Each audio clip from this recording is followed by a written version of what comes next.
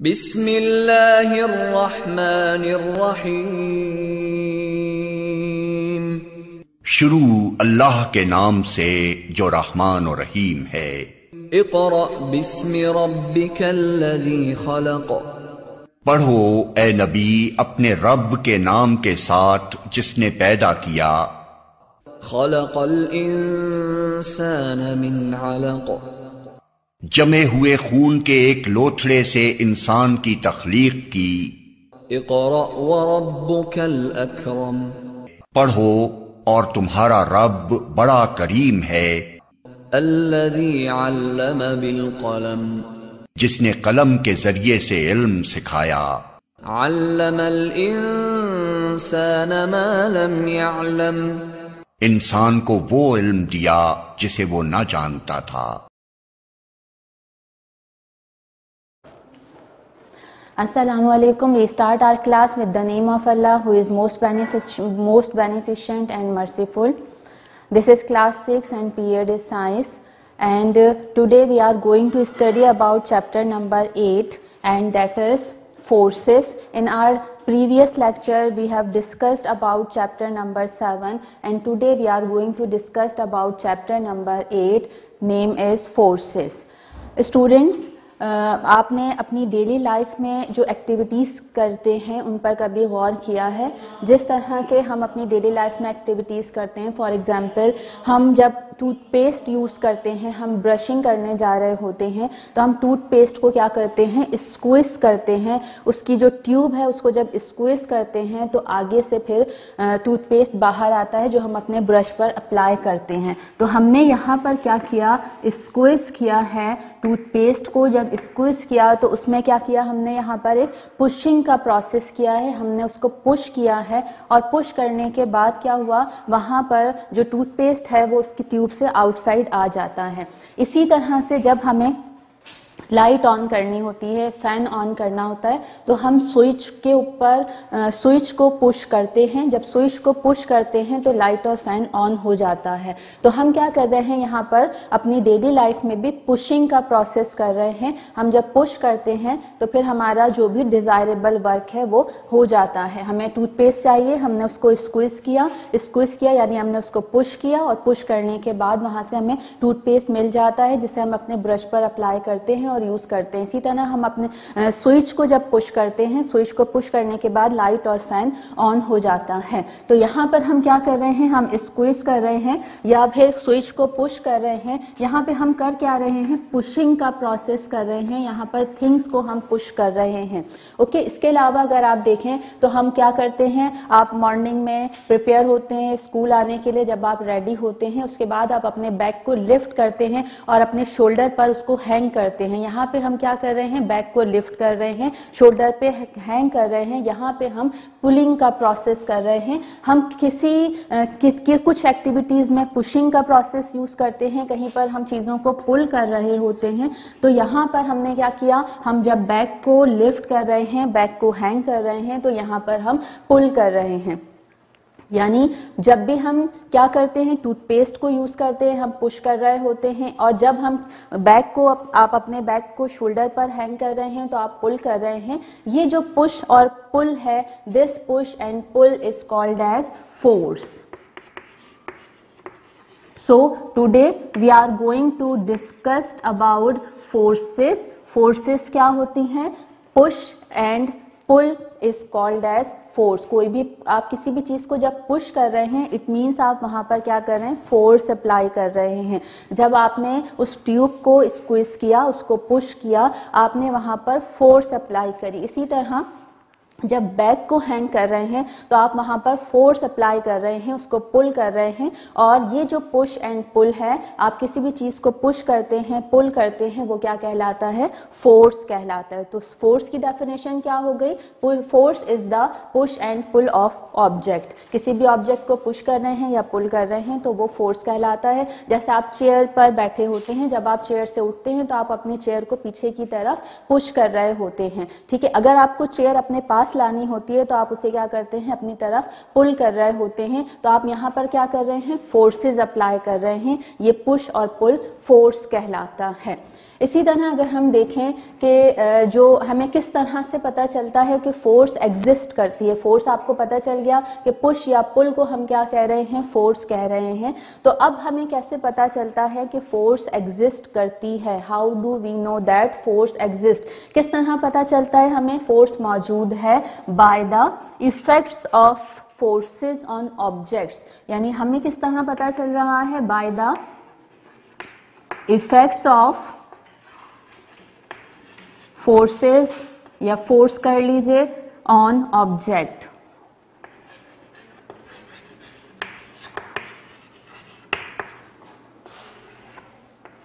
हमें किस तरह पता चलता है कि यहाँ फोर्स मौजूद है, हमें उस ऑब्जेक्ट पे होने वाले इफेक्ट से पता चलता है कि यहाँ पर फोर्स मौजूद है, फोर्स एग्जिस्ट करती है। जब हमने ट्यूब को स्क्वीज किया, हमने उसे पुश किया, तो वहाँ पे इफेक्ट क्या आया, वहाँ पर जो टूथपेस्ट है वो आउटसाइड आ गया। आप किसी भी किस्म की ट्यूब को जब स्क्वीज करेंगे तो उसका मटेरियल जब बाहर आएगा तो वो क्या हुआ, इफेक्ट हो गया। इसी तरह आप चेयर को आगे या पीछे मूव कर रहे हैं तो वहाँ पर उस चेयर की पोजीशन चेंज हो रही है, यहाँ पे उसका इफेक्ट शो हो रहा है। आप किसी भी चीज के ऊपर अगर अपनी फोर्स लगाते हैं और अगर उसे डैमेज कर देते हैं, यहाँ पर अगर मैं इस चॉक के ऊपर फोर्स अप्लाई करूंगी तो ये चॉक टूट जाएगी। अब यहाँ पे ये आपको इफेक्ट नजर आ रहा है कि पहले ये चॉक इस कंडीशन में थी, अब ये 2 पीसेस में डिवाइड हो गई है, तो यहाँ पे क्या नजर आ रहा है, हमें फोर्स का इफेक्ट नजर आ रहा है। इसी तरह से जब अर्थक्वेक आते हैं, जलजले या तूफान आते हैं, या फिर जो है कोई साइक्लोन होता है, तो फिर हमें क्या ग्रेट इफेक्ट नजर आ रहा होता है। अर्थक्वेक से क्या होता है, ज्यादा डैमेज होता है, बिल्डिंग्स गिर जाती हैं, बहुत ज्यादा लॉस होता है, मटेरियल्स का भी और लाइफ्स का भी लॉस होता है। तो ये जो तमाम इफेक्ट हैं, इनसे हमें पता चलता है कि यहाँ पर फोर्स एक्सर्ट हुई है, फोर्स अप्लाई हुई है, यहाँ पर फोर्स मौजूद थी और ये उसके इफेक्ट है, ये उसका रिजल्ट आपके सामने आ रहा होता है। तो फोर्स क्या हो गई, फोर्स इज द पुश और पुल ऑफ एन ऑब्जेक्ट। और फोर्स कैसे हमें पता चलती है कि यहाँ फोर्स अप्लाई हुई है, फोर्स मौजूद थी, by the effect of forces on object. किसी भी चीज के ऊपर जब इफेक्ट आ रहा होता है तो हमें पता चलता है यहाँ पर फोर्स एक्सर्ट हुई है, अप्लाई हुई है फोर्स। अच्छा, अब इसके बाद अगर हम देखें कि हमने फोर्सेस देख लिया, अब आप देखें कि जब आप क्रिकेट मैच खेलने जाते हैं, आपके पास बॉल मौजूद है, आप बॉल को हाथ में रखते हैं, उस वक्त बॉल मूव नहीं कर रही होती, यानी उस वक्त बॉल किस कंडीशन में होती है, स्टेशनरी कंडीशन में होती है, रुकी हुई होती है।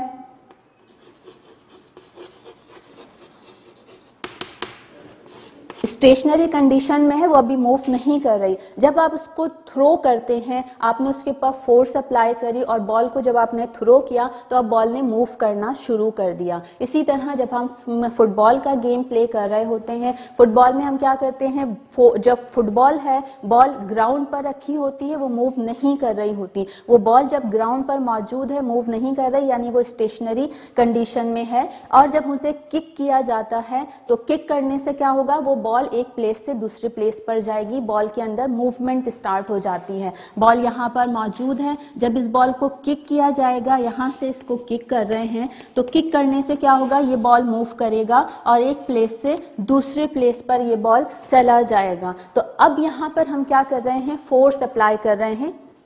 जब हम थ्रो कर रहे हैं या किक कर रहे हैं बॉल को, तो हम यहाँ पर फोर्स अप्लाई कर रहे हैं। तो फोर्स का इफेक्ट यहाँ पर क्या आ रहा है, पहले ऑब्जेक्ट स्टेशनरी कंडीशन में था, रुका हुआ था, स्टॉप था, ये मूव नहीं कर रहा था। अब ये जो स्टेशनरी ऑब्जेक्ट है, स्टेशनरी बॉल है, इसने मूव करना स्टार्ट कर दिया है। अब ये मूवमेंट स्टार्ट कर चुकी है, अब ये एक प्लेस से दूसरी प्लेस पर जा रही है, अपनी पोजीशन भी चेंज कर रही है। तो हम ये कह सकते हैं इफेक्ट्स ऑफ फोर्सेस में कि फोर्स क्या करती है, स्टेशनरी ऑब्जेक्ट को मूव करती है, यानी आप ये कह सकते हैं force move stationary objects.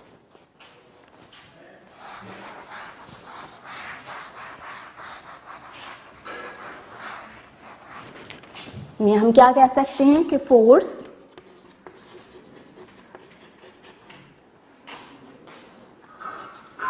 Can move stationary objects. कोई भी रुकी हुई चीज है जो मूव नहीं कर रही है, तो फोर्स उसको क्या करती है, मूविंग कंडीशन में ले आती है, उसकी मूवमेंट स्टार्ट कर देती है। इसी तरह से अगर आप देखें कि एक बॉल, अगर ग्राउंड में आप खड़े हैं और ग्राउंड में आपके पास अगर बॉल आ रही है, वो मूविंग कंडीशन में है, वो बॉल एक प्लेस से, ये बॉल मौजूद है, ये मूव करते हुए आप तक जब यहाँ पहुँचती है, ये बॉल जब आपके पास आएगी और इस मूविंग ऑब्जेक्ट को अगर आप किक करते हैं, ये मूव करते हुए, ऑलरेडी ये मूविंग कंडीशन में है, जब ये बॉल मूव करते हुए आएगी, आप इस मूविंग ऑब्जेक्ट को जब किक करेंगे तो अब क्या होगा, इसकी स्पीड फास्ट हो जाएगी। आप इसके ऊपर किक करते हैं और आप किक करने के बाद क्या करते हैं कि यहाँ पर उसकी स्पीड को इंक्रीज कर रहे होते हैं। आपने इसको किक किया और किक करने के बाद इसकी स्पीड इंक्रीज हो जाएगी। जब भी कोई बॉल आ रही है या कोई भी मूविंग ऑब्जेक्ट है वो मूव करता हुआ आ रहा है, आप उसके ऊपर फोर्स अप्लाई करेंगे, तो फोर्स अप्लाई करने से क्या होगा कि उसकी जो स्पीड है वो इंक्रीज हो जाएगी और वो तेजी से मूव करना शुरू कर देगी। तो हम ये कह सकते हैं, for force can increase the speed of the moving object. कोई भी मूविंग ऑब्जेक्ट है तो फोर्स क्या करता है, उसकी स्पीड को इंक्रीज कर देता है। हम क्या डिस्कस कर रहे हैं, we are discussing about the effects of forces on objects. तो फर्स्ट इफेक्ट हमने क्या डिस्कस किया, फोर्स क्या करता है, किसी भी स्टेशनरी ऑब्जेक्ट को, किसी भी रुकी हुई चीज को मूव करने में हेल्प करता है। जब आप किसी भी रुकी हुई चीज पर फोर्स एक्सर्ट करेंगे, प्रेशर लगाएंगे, फोर्स लगाएंगे, तो वो मूवमेंट स्टार्ट कर देगी। सेकंड हमने क्या पढ़ा कि force can increase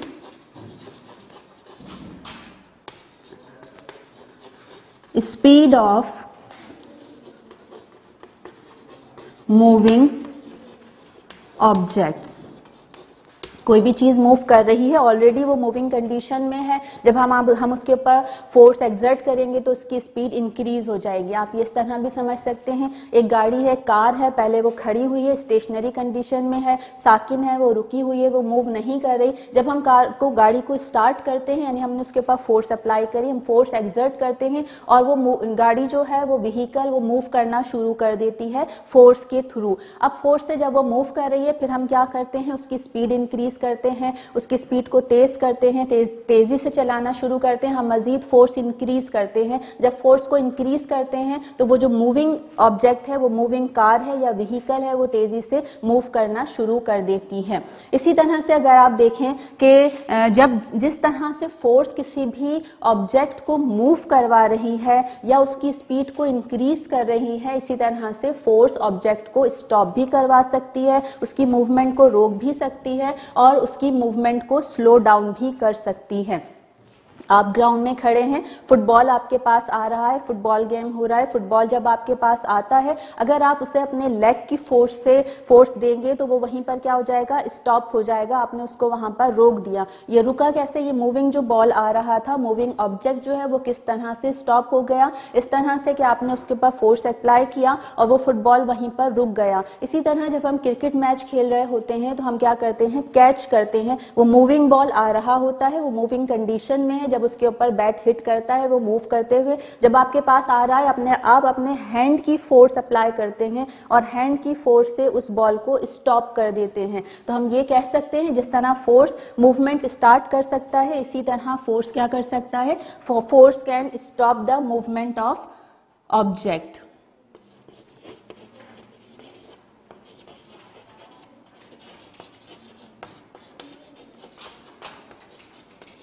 force can stop the moving object. कोई भी मूविंग ऑब्जेक्ट है, फोर्स उसको क्या कर सकता है, उसकी मूवमेंट को स्टॉप कर सकता है। जिस तरह आपने कैच लिया, कैच लेने से वो बॉल क्या हो गया, उसकी मूवमेंट स्टॉप हो गई है। इसी तरह से हम क्या कर सकते हैं कि अगर कोई भी मूविंग ऑब्जेक्ट है या कोई भी बॉल है, आप उसको स्लो डाउन कर सकते हैं। आप उसके ऊपर प्रेशर लगा के, आप उसके ऊपर फोर्स अप्लाई करके उसकी मूवमेंट को स्लो कर सकते हैं। सपोज करें कि आपका कोई भी फ्रेंड है, वो आगे की तरफ भागता हुआ जा रहा है, वो रनिंग कंडीशन में है, वो आगे की तरफ जा रहा है, मूव कर रहा है, लेकिन अगर आप पीछे से उसको पुल करेंगे, आप अपनी तरफ जब पीछे से खींचेंगे तो उसकी मूवमेंट क्या होगी, पहले स्लो होगी और फिर वो स्टॉप हो जाएगा। तो इस तरह हम ये कह सकते हैं कि फोर्स कैन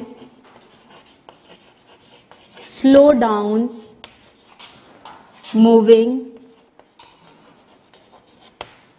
objects.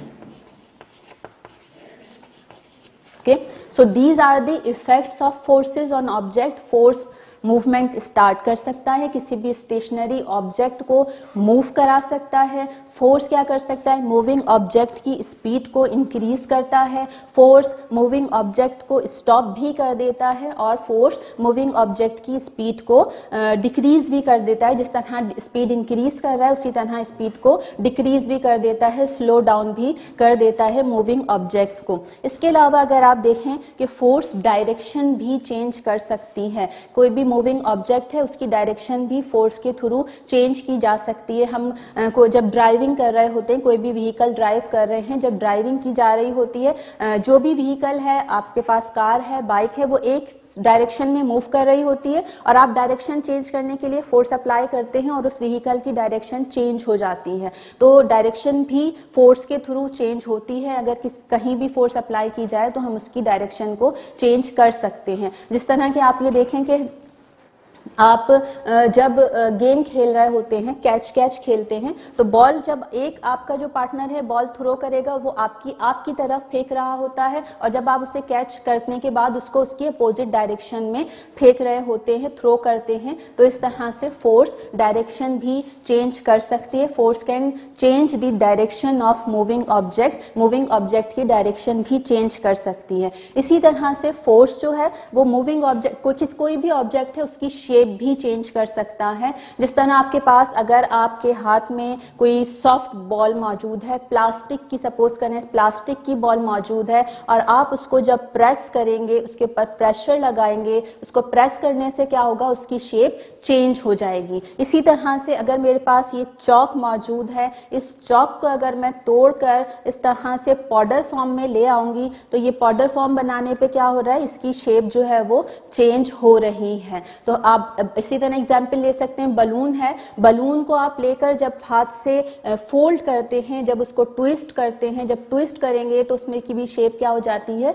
चेंज हो जाती है. या आप जब उसको प्रेस करते हैं, हाथों में लेके बलून को प्रेस करते हैं तो उससे भी उसकी शेप चेंज हो जाती है. So these are the effects of forces on objects. We can say that force can move stationary objects. Force can increase speed of moving objects, force can stop the moving object, and force can slow down moving objects, force can change the direction of moving object, and force can change the shape of the objects. ये सारे क्या हो गए, effects हो गए. Force आपको बताया था, फोर्स इज द पुश और पुल. किसी भी चीज को आप पुश कर रहे हैं या पुल कर रहे हैं तो वो वहां पर आप फोर्स अप्लाई कर रहे होते हैं. और फोर्स किस तरह से आपको पता चलता है कि फोर्स एग्जिस्ट करती है, यहाँ पर फोर्स अप्लाई हुई है, उसके इफेक्ट्स को देखते हुए हमें ये पता चलता है कि यहाँ पर फोर्स अप्लाई हुई है. अच्छा, अब हम अगर ये देखें कि डिफरेंट टाइप की फोर्सेस होती हैं, types of forces, different type की फोर्सेस होती हैं, like gravitational force.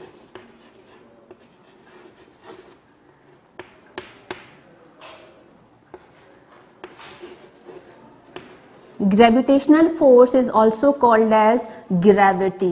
Gravitational force को ग्रेविटी भी कहा जाता है. अब क्या होती है ये ग्रेविटेशनल फोर्स? दो मासेस हैं, दो ऑब्जेक्ट हैं, एक ये ऑब्जेक्ट है, सपोज ये बॉल मौजूद है और इसी तरह यहाँ पर एक और बॉल मौजूद है. ये दो ऑब्जेक्ट हैं, दो मासेस हैं. ये इन मासेस के बिटवीन जो अट्रैक्शन होगी, फोर्स ऑफ अट्रैक्शन होगी, वो ग्रेविटेशन कहलाती है. दो चीजें आपस में एक दूसरे को अट्रैक्ट करती हैं. जब ये अट्रैक्शन की बात हम करेंगे, दो ऑब्जेक्ट के दरमियान अट्रैक्शन की बात करेंगे, तो this force of attraction is called as gravitational force. So what is the gravitational force? Gravitational force is the force of attraction between two masses. दो masses के दरमियान, दो ऑब्जेक्ट के दरमियान जो फोर्स ऑफ अट्रैक्शन मौजूद है, ये ग्रेविटेशनल फोर्स कहलाती है या फिर हम इसे ग्रेविटी भी कहते हैं. जैसे कि आपको पता है हमारे पास अर्थ, हम अर्थ पर रहते हैं. अर्थ क्या करती है? हर ऑब्जेक्ट को अपनी तरफ अट्रैक्ट करती है. अर्थ ऑब्जेक्ट को अपनी तरफ खींच रही होती है. क्या कर रही है? अर्थ ऑब्जेक्ट्स को अपनी तरफ अट्रैक्ट करती है, खींच रही है. ये जो फोर्स ऑफ अट्रैक्शन है ये क्या कहलाएगी? ग्रेविटेशनल फोर्स कहलाएगी। So gravitational force is the force of attraction between two masses. ये दो बॉल ले लीजिए, इसी तरह अर्थ क्या कर रहा है? हर ऑब्जेक्ट को अपनी तरफ अट्रैक्ट करता है। तो ये क्या यहाँ पर कौन सी फोर्स एक्सर्ट हो रही है? ग्रेविटेशनल फोर्स एक्सर्ट हो रही है, अप्लाई हो रही है, और ग्रेविटेशनल फोर्स को हम ग्रेविटी भी कहते हैं। Now next type of force is frictional force.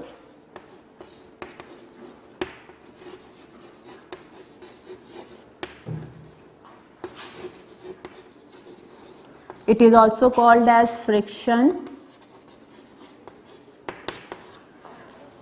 Frictional force क्या होती है? फ्रिक्शनल फोर्स मौजूद होती है बिटवीन टू सरफेसेस। दो सरफेस हैं, उन सरफेस के बिटवीन फ्रिक्शनल फोर्स मौजूद होती है। सपोज कि एक मेरे पास ये सरफेस मौजूद है, ये एक सरफेस है।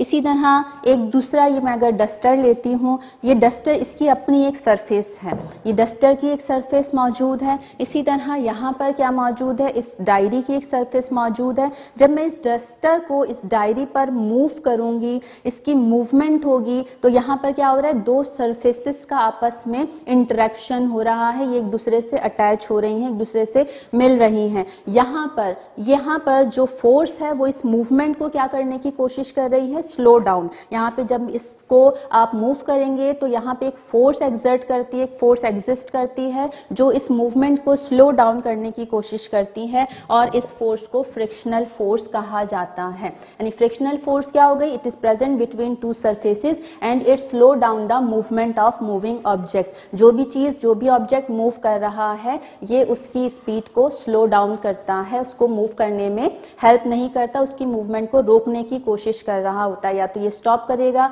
या फिर ये स्लो डाउन करेगा। जिस तरह रोड के ऊपर, रोड एक सरफेस है, उसके ऊपर कोई भी कार मूव कर रही होती है, तो वहां पे कार और रोड के दरमियान फ्रिक्शनल फोर्स मौजूद होती है, और ये फ्रिक्शनल फोर्स उसको स्लो डाउन करने की या स्टॉप करने की कोशिश कर रही होती है। So what is the frictional force? It is the force which slow down और stop the movement of moving object, and it is present between two surfaces. दो सरफेसेस के बीच में ये फ्रिक्शनल फोर्स मौजूद होती है। Third type of force is magnetic force.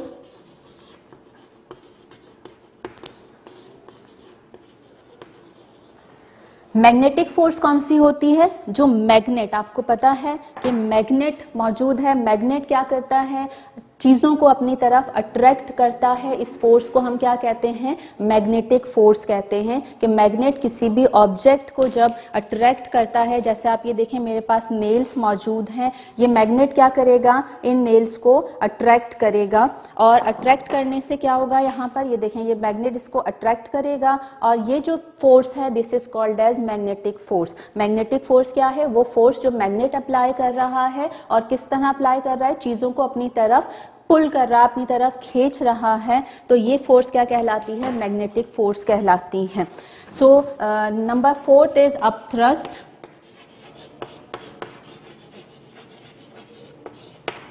Upthrust क्या होता है? आपने ये देखा, कहीं भी अगर वाटर मौजूद है, आप उसके अंदर एक जब पत्थर फेंकते हैं, कोई भी स्टोन थ्रो करते हैं, जब पत्थर आप फेंकते हैं पानी के अंदर, तो वो पत्थर पहले थोड़ा सा ऊपर वापस आता है। क्यों वापस आता है? क्योंकि वाटर उसके ऊपर एक फोर्स लगा रहा होता है, और ये फोर्स की डायरेक्शन अपवर्ड होती है, नीचे से ऊपर की तरफ होती है। जब वाटर इसको अपवर्ड थ्रो करता है, this force is called as upthrust. तो अपथ्रस्ट क्या है? Upward force of water. Water यहाँ पर किसी भी चीज को जब ऊपर की तरफ फेंक रहा है, तो वो क्या कहलाती है? अपथ्रस्ट कहलाती है। So these are the types of forces: gravitational force, frictional force, magnetic force and upthrust. अब आप देखें कि जो हमारे पास फोर्सेस मौजूद होती हैं, ये फोर्सेस क्या करती हैं? ये जो फोर्स है हमारे पास जो मौजूद होती है, ये फोर्स वीक भी हो सकती है और स्ट्रांग भी हो सकती है। बहुत शदीद किस्म की भी फोर्स आप लगा सकते हैं जिससे कि चीज़ें टूट जाती हैं, और वीक फोर्स होती है जिससे कि ज़्यादा डैमेज नहीं होता है। तो हम ये कह सकते हैं कि फोर्सेस क्या होती हैं? वीक भी होती हैं और स्ट्रांग भी होती हैं।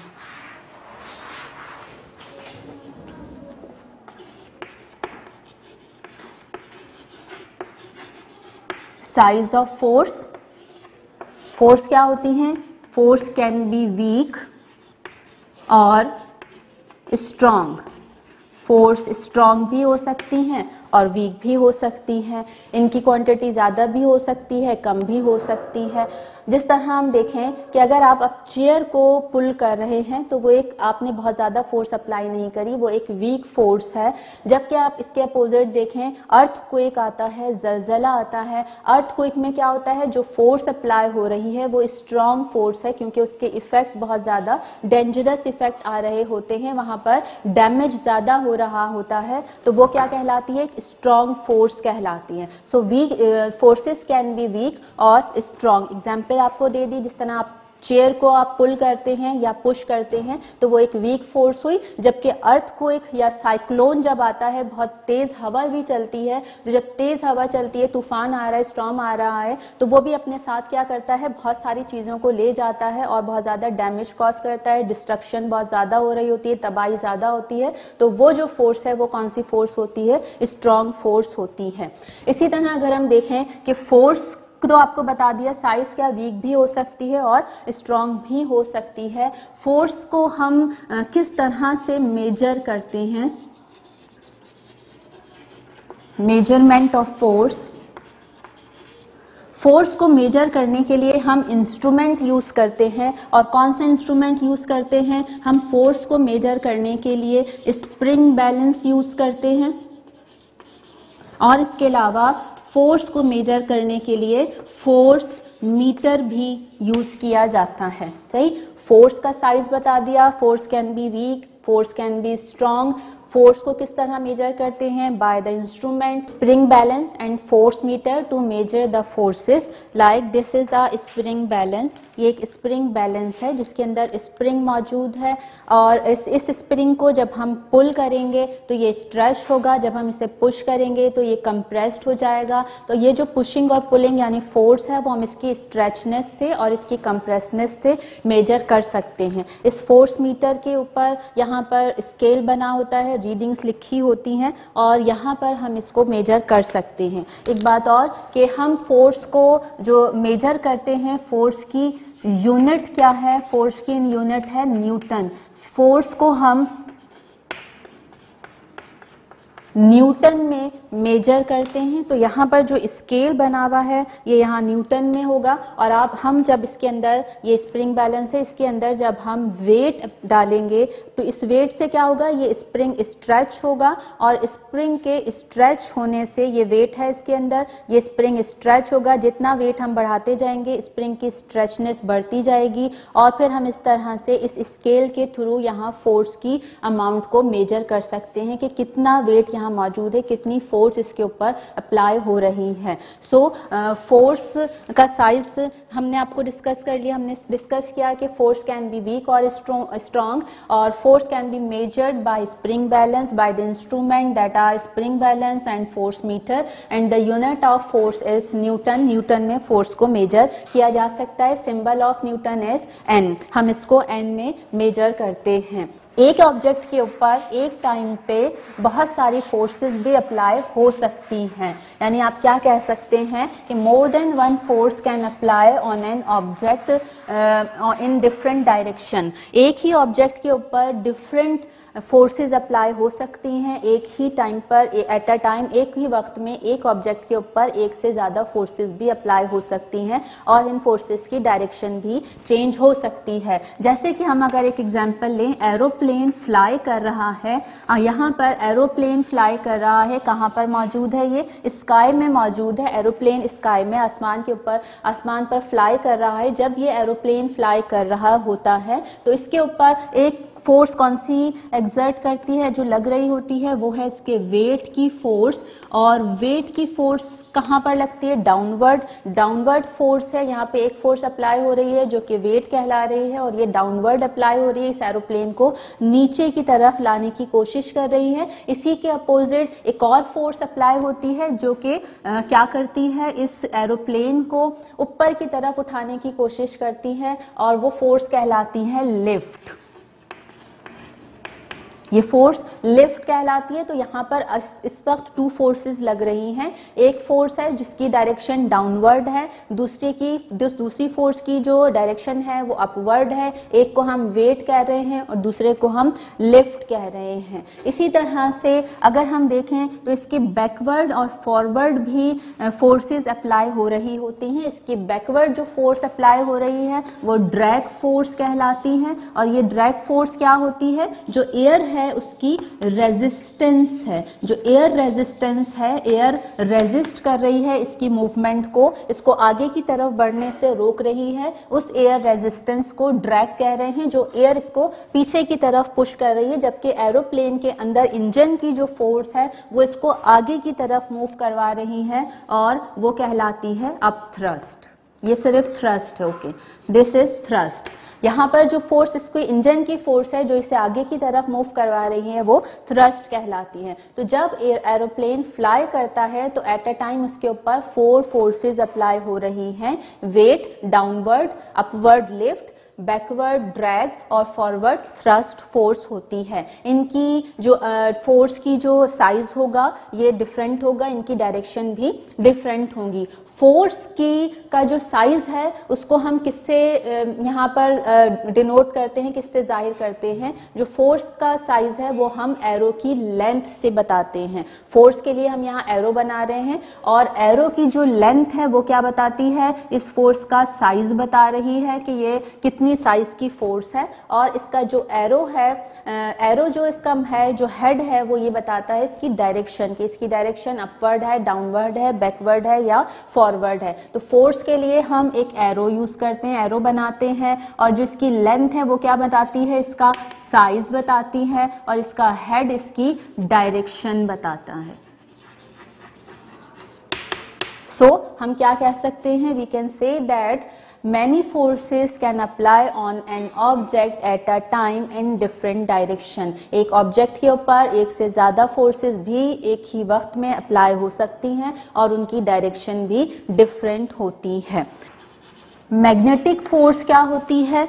मैग्नेट चीज़ों को अपनी तरफ अट्रैक्ट करता है और इस फोर्स ऑफ अट्रैक्शन को हम क्या कहते हैं, मैग्नेटिक फोर्स कहते हैं। जैसे ये एक मैग्नेट मौजूद है, ये मैग्नेट क्या करेगा, इन नेल्स को अपने साथ अट्रैक्ट कर लेगा, इसको अपनी तरफ पुल करेगा। तो ये जो फोर्स है जो मैग्नेट अप्लाई करता है, एक्सर्ट कर रहा है ऑब्जेक्ट पर, तो इस फोर्स ऑफ अट्रैक्शन को हम मैग्नेटिक फोर्स कहते हैं। सो मैग्नेटिक फोर्स जो है वो क्या कर रही है, चीज़ों को अपनी तरफ खींच रही होती है। और किसके थ्रू होती है, ये मैग्नेट के थ्रू होती है। Magnet can attract things towards it, अपनी तरफ इसको खींच सकता है। मैग्नेटिक फोर्स जो है, मैग्नेट क्या करता है, जिन ऑब्जेक्ट्स को अपनी तरफ अट्रैक्ट करता है उन ऑब्जेक्ट को मैग्नेटिक मटेरियल कहा जाता है। The materials which are attracted by magnets called as magnetic material. और मैग्नेटिक मटेरियल में क्या आ जाता है, iron, steel,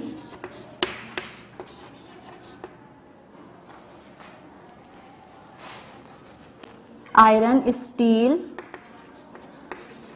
nickel and cobalt. Magnet किसको अट्रैक्ट करता है, आयरन से बनी हुई चीजों को, स्टील से बनी हुई चीजों को, निकल और कोबाल्ट से बनी हुई चीजों को अपनी तरफ अट्रैक्ट करता है। So they are called as magnetic material. Magnet जिन मटेरियल्स को अपनी तरफ अट्रैक्ट करता है उन मटेरियल्स को मैग्नेटिक मटेरियल कहा जाता है। इसी तरह मैग्नेट जिन मटेरियल्स को अट्रैक्ट नहीं करता है वो नॉन मैग्नेटिक मटेरियल कहलाते हैं। The materials which are not attracted by magnet called as non-magnetic materials.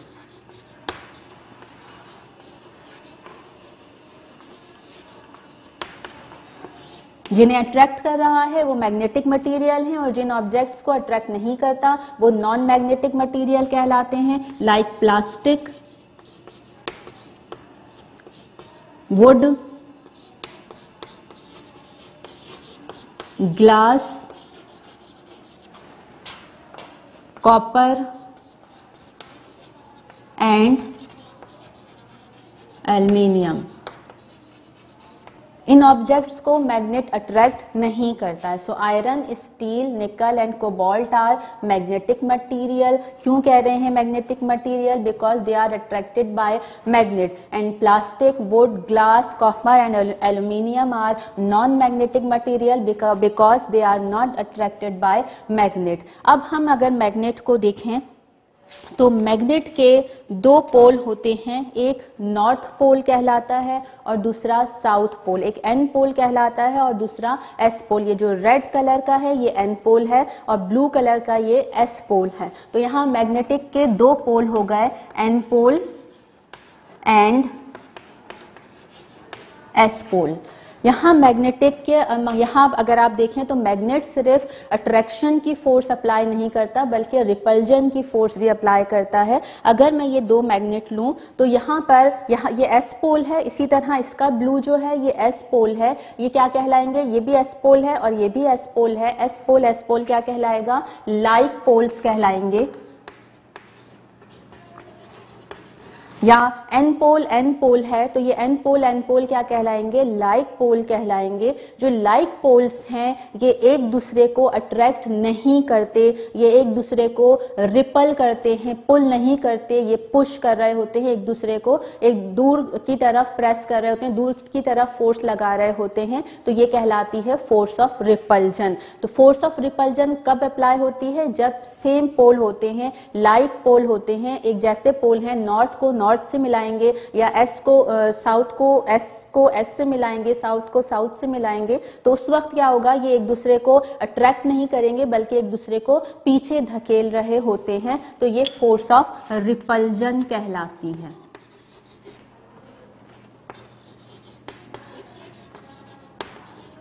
जो लाइक पोल्स हैं वो क्या करते हैं? एक दूसरे को रिपल कर रहे होते हैं, ये फोर्स ऑफ रिपल्जन कहलाती है। जबकि जो अनलाइक पोल हैं, जिस तरह नॉर्थ है और ये साउथ है, ये एन पोल है, ये एस पोल है, ये एन पोल और एस पोल एक दूसरे को अट्रैक्ट करते हैं एक दूसरे के साथ। ये देखें जुड़ गया है, ये एन पोल और एस पोल एक दूसरे को अट्रैक्ट कर रहे हैं। तो जो अनलाइक पोल्स होते हैं, अनलाइक पोल्स एक दूसरे को अट्रैक्ट करते हैं, जबकि लाइक पोल्स जो होते हैं वो एक दूसरे को रिपल करते हैं। तो ये जो अट्रैक्शन की फोर्स है जिसमें कि अनलाइक पोल नॉर्थ और साउथ आपस में अट्रैक्ट कर रहे हैं, ये एन पोल है।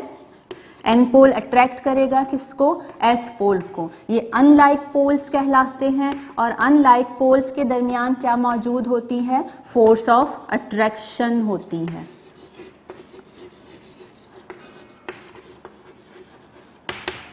अनलाइक पोल क्या करते हैं? एक दूसरे को अट्रैक्ट करते हैं, यहाँ फोर्स ऑफ अट्रैक्शन एग्जिस्ट करती है। जबकि N pole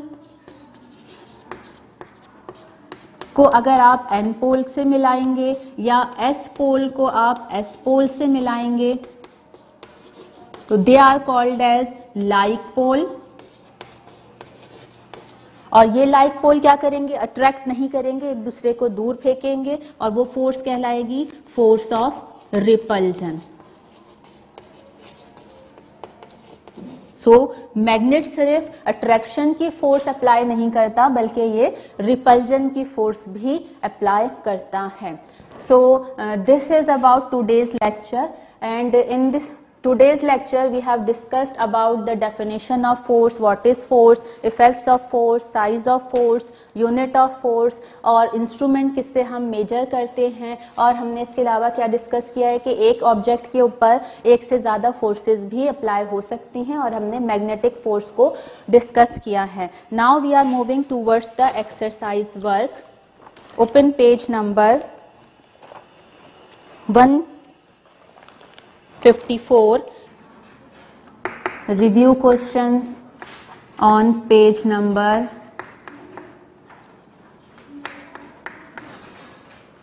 154. Question number 1.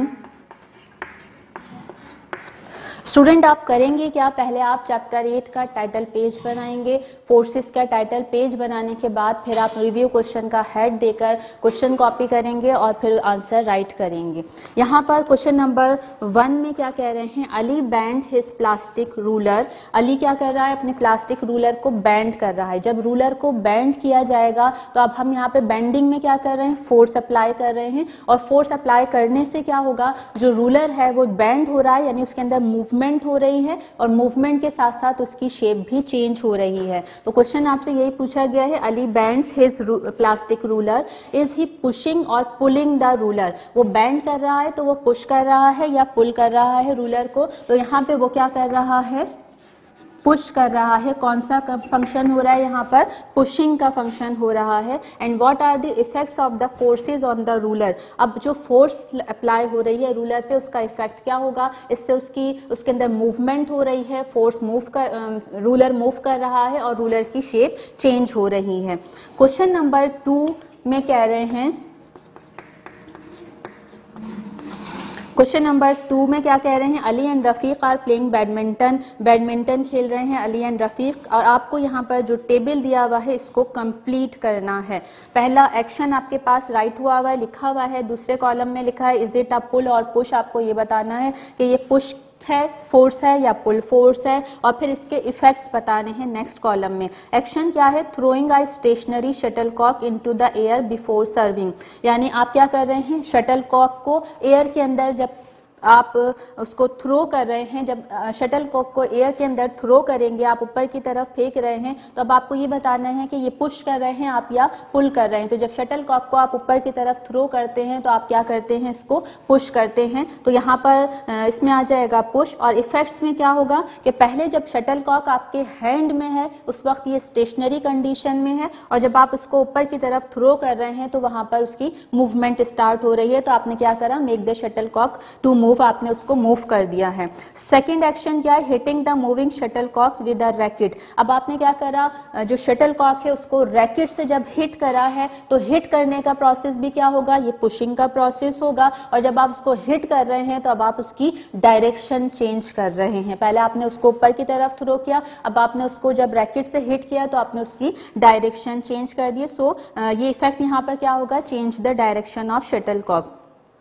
Third action क्या है, accidentally stepping on a shuttlecock. अगर हादसाती तौर पर आपका पैर शटल कॉक पर जब पड़ जाता है तो फिर क्या होता है, अब आपने उसको क्या किया है, फिर से अगेन कौन सा एक्शन किया है, पुशिंग का एक्शन किया है। आपने उसको पुश कर दिया है, और पुश करने से क्या होगा, उसकी शेप चेंज हो जाएगी। और इफेक्ट में क्या आ जाएगा, इफेक्ट ऑफ द फोर्स क्या होगा, change the shape of the shuttlecock. So आप इस तरह से क्वेश्चन नंबर 2 कॉलम बनाकर इसको सॉल्व कर लेंगे। आंसर आपको कंटेंट सोल्यूशन में अवेलेबल होंगे, वहां से देखकर आप इसको कॉपी कर लेंगे। Question number 3, question number 3 is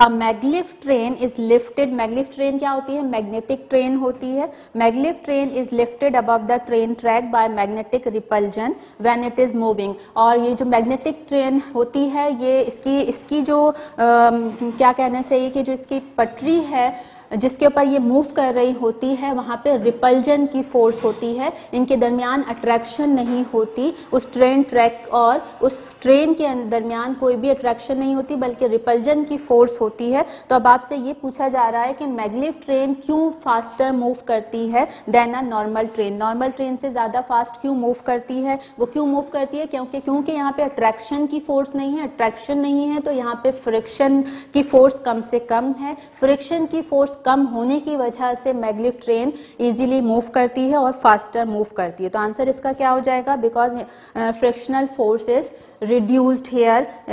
यहाँ पर क्या होती है, फ्रिक्शनल फोर्स बहुत ज्यादा कम मौजूद होती है। Question number 4, question number 4 is यहाँ पर ये कह रहे हैं कि पानी ऊपर से नीचे क्यों पानी गिरता है, व्हाई डज वाटर फॉल, नीचे पानी क्यों आता है। आपको भी मैंने ग्रेविटेशनल फोर्स बताई थी कि अर्थ हर ऑब्जेक्ट को अपनी तरफ अट्रैक्ट करती है, और जब वाटर ऊपर से नीचे गिर रहा है वो नीचे की तरफ क्यों आ रहा है, by the force of attraction, by the gravity. Gravity की वजह से, जो अर्थ की फोर्स है उसकी वजह से, ग्रेविटेशनल फोर्स की वजह से वाटर हमेशा ऊपर से या कोई भी ऑब्जेक्ट ऊपर से नीचे की तरफ आता है।